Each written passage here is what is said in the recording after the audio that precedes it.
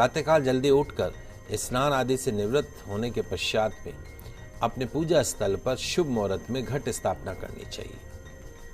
सर्वप्रथम स्नान करके गाय के गोबर से पूजा स्थल का लेपन करें या गंगा जल मिले शुद्ध पानी से अपने पूजा घर की साफ सफाई करें, क्योंकि आजकल गोबर तो हर कोई लिपता नहीं है, लेकिन गंगा जल से मिले शुद्ध पानी से अपने पूजा घर की साफ सफाई कर सकते हैं। पूर्व दिशा की तरफ मुख करके या उत्तर दिशा की तरफ मुख करके किसी गर्म आसन पर बैठकर घट स्थापना करनी चाहिए। घट स्थापना के लिए साफ मिट्टी, पवित्र मिट्टी हो, उससे वेदी का निर्माण करना चाहिए।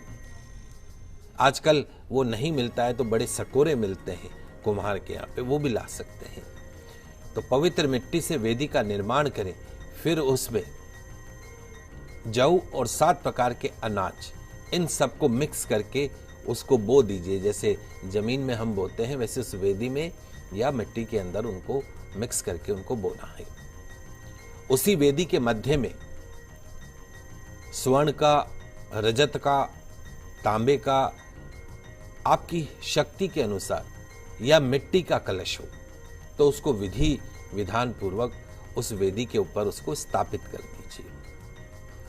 उस कलश के नीचे 7 प्रकार के अनाज और जौ बोए जाते जो वेदी में हमने बोए हैं, और जब वो उगने शुरू हो जाते हैं तो नवरात्रा का जो उत्थापन होता है दशमी तिथि को काटा जाता है।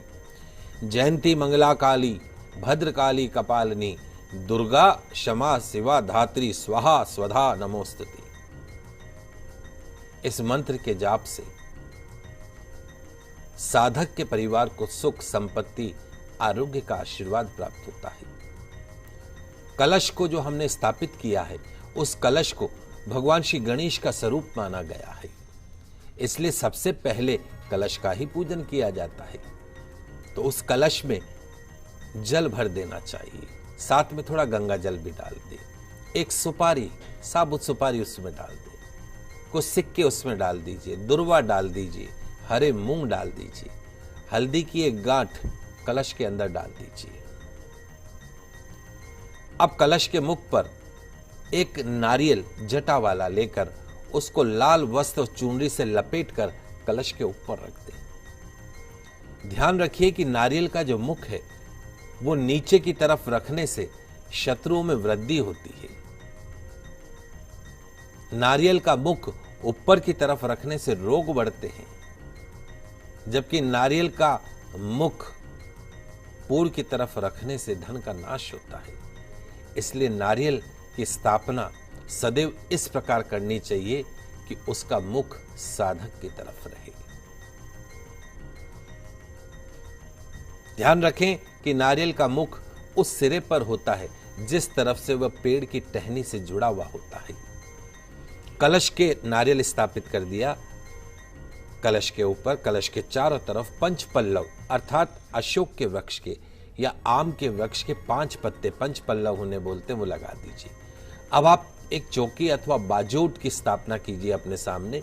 उस चौकी अथवा बाजोट के ऊपर लाल रंग का वस्त्र, पीले रंग का वस्त्र, सफेद रंग का वस्त्र बिछाकर उस पर चावल से यानी अक्षत से अष्टदल बनाइए, स्वस्तिक का चिन्ह बनाइए, नवग्रह बनाइए, षोडश मातृका बनाइए।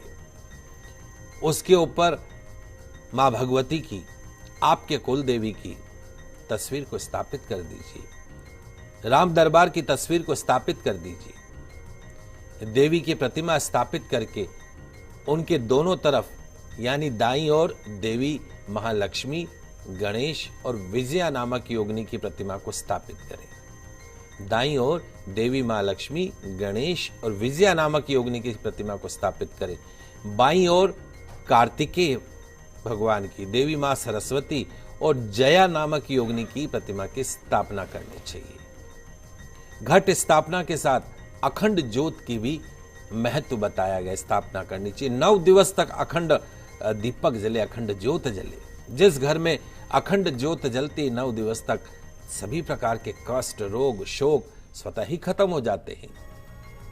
पूजा के समय शुद्ध देशी घी का दीपक जलाइए, उसका गंध अक्षत पुष्प से पूजन करें। सबसे पहले देवी पूजा का संकल्प करें।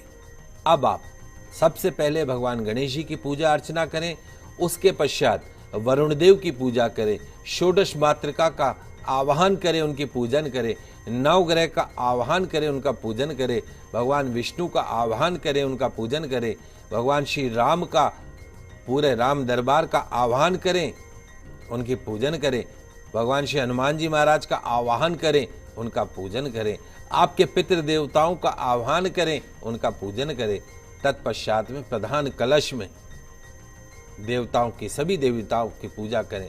चूंकि भगवान शंकर की पूजा के बिना कोई भी पूजा अधूरी मानी जाती है, अतः भगवान भोलेनाथ की भी पूजा करनी चाहिए।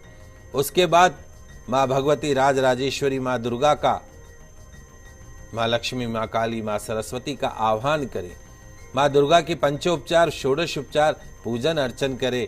उनकी आसन, पाद्य, अर्घ्य, आचमन, स्नान, वस्त्र, गंध, अक्षत, पुष्प, धूप, दीप, नैवेद्य, आचमन इत्यादि जो उपचार होते हैं, उन सभी उपचारों से माँ देवी की आराधना करनी चाहिए। आराधना करने के पश्चात में उनका आह्वान करना चाहिए। आह्वान करने के साथ साथ में फिर उनकी पुष्पांजलि, आरती इत्यादि आपको करनी चाहिए। बिल्कुल। तो